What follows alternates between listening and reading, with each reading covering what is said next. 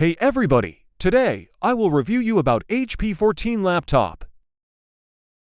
Hey everybody, Tech Gadget Reviews here.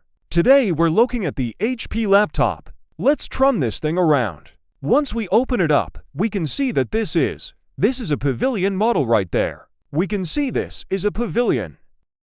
We can also notice that this has a backlight keyboard. This laptop also you can increase and decrease the brightness right here. So we see it going up, we see it going down, see the brightness changing.